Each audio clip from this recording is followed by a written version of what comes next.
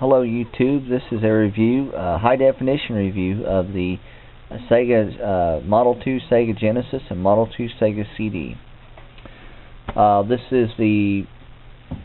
is Model 2 Genesis, and this is Model 2 Sega CD, and you can see up there Sega CD, and compact disc. This is actually one of the first CD-based systems. It was like the top system of its time. I mean, it was literally what everybody wanted. Now, this was back in, I think it was 93 when this system came out. As you can see, the Sega CD is an add-on for the Genesis, so there's a lot of communication there.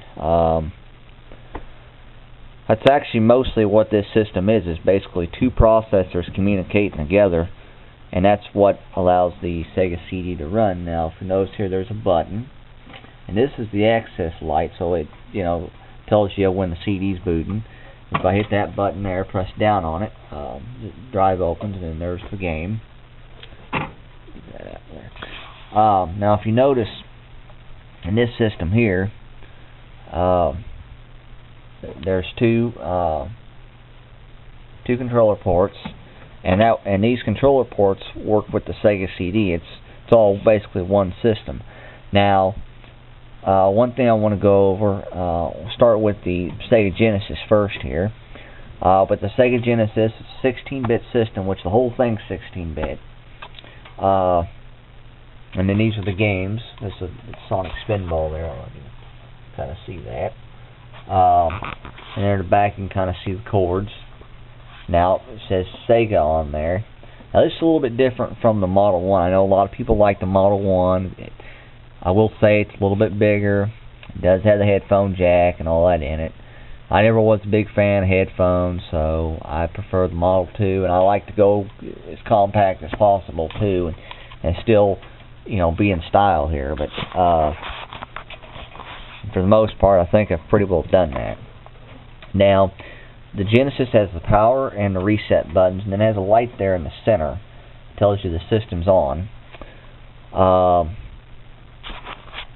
Now, it has two controller ports, and this is a Sega Genesis controller. This is a standard controller. There's three buttons. There's a start and then a D-pad. Now, it's a very simple controller, but the only thing that I will say that's bad about them is the buttons become kind of slick after a while, so your hands can kind of slip off. And they don't, they really didn't have any issues with it when it was new, but that was one of the issues as they aged was the slickness of the controller. Even the start button gets kind of slick, the D-pad kind of slick, so it's easy to slip off, especially when you're getting real excited and you're playing a game and your hands start sweating, something like that. Then that really makes it easy to slip off. Now, the Sega, as for the Sega CD system, it connects together with a pin in here, which is like a pin connector. It looks just like the Sega Genesis pin connector, actually. But by the way, don't try to stick a game on there because that don't work. I've heard of people actually trying to do that, and it does not play Sega Genesis games. It actually has no way at all to communicate with the TV because it does not work by itself. It takes both systems to make it work. Believe it or not, there are times when things happen, but try not to do that. It requires two power supplies. It requires a power supply for every piece of hardware for these systems. There's a 32X attachment, which I have purchased, so when it gets here, I'll do the review on it. Now, the AV cable goes into the Genesis, though. There is no cable coming from the TV to go to the Sega CD. Now, one thing about the Sega CD is it is subject to a number of issues, and one of them is the fact that it pops the fuses. Now, the reason on them fuses and why they like to pop is, one, this pin connector right in here gets dirty, gets dusty. People detach the two systems and put them back together, causes them to arc, something like that. Well, if it arcs, it'll pop the fuse, and it can actually pop the fuse in either one, but it's more notorious in the Sega CD because the Genesis ain't quite as sensitive. Now, depending on which system you have, depends on what kind of fuse you have or anything like that. But the gameplay is pretty simple. The Sega CD does have its own integrated menu.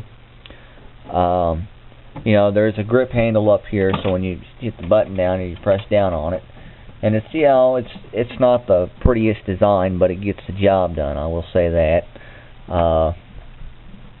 But it's, you know, it is kind of feels, you know, kind of cheap, kind of flimsy. The controllers, I will say, they kind of stick out. You know, the ends are kind of big. I think they could have made that smaller. I think they could have made the whole system smaller. Sega's big problem was they just wanted to keep adding attachments and adding attachments.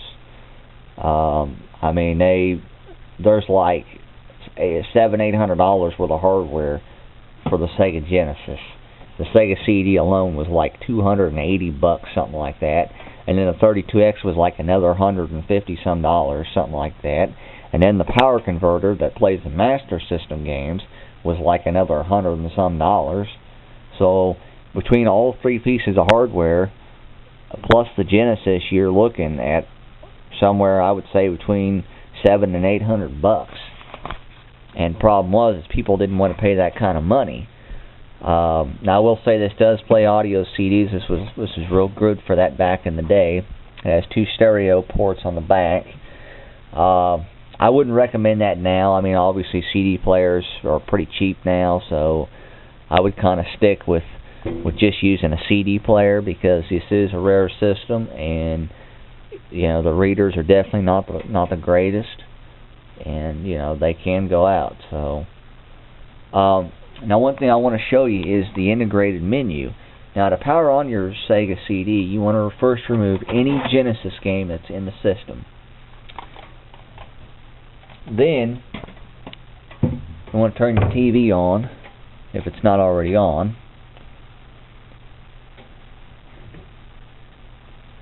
Then after that, you'll press the power button, and you'll notice the Genesis lights up, and then the access light lights up on the Sega Genesis, or the Sega CD. Now, if I hit the A button after the CD loads, you'll notice that this menu light thing pops up. Now, what this is, this has several options. This allows you to play an audio CD, and there's program and CDG. Now, them are also for the audio CD. Now, if I go to where it says memory and hit the A button, then it takes me to another an information screen, and it says data storage information. It says built-in memory. It tells me how many items are on there, how much free space I have, and then it tells me there's no game cartridge. Now, one thing I will mention over here at the Sega CD, the memory cartridge, a lot of people don't know this, but there is no port actually on the Sega CD. It actually goes in the Genesis cartridge slot. You put it in there, and then it'll recognize the cartridge memory, and it'll add memory to your system. But I will say, this the system actually has quite a bit of memory, because it don't take much to save the games. Now, if I hit the A button again, it takes me to another menu, and I got Format and Erase Item. Now, if I go to Format, it will completely erase my memory and format it. And then if I hit Erase Item and hit A, then it'll show me everything I have in there, just like it would on a Dreamcast or a Sega Saturn. And then if I wanted to delete anything, I would hit the A or B, you know. Anyway, if it says OK to erase, I hit no, and then I go back. And then to go back to the menu where I was at, I just hit A again at the exit point. And then if I want to load the game, all I do is go to CD-ROM and hit A. And then it's got a little bit of a loading time there, so it might take a minute to go. And then I get the fancy startup screen. And then the game will load. And then as you see there, you see the access light. Then you hear the drive going, and you see the little power light there on the Genesis. It knows that there isn't no game or anything in the cartridge slot. To turn it off, I just press the power button, and the screen goes black. I think that's pretty much it. I will say, if you can use a Model 1 Genesis with this, you just need the attachment that goes over here that extends it out a little bit further. And there's a clip on the bottom for that, actually. Other than that, that is about it.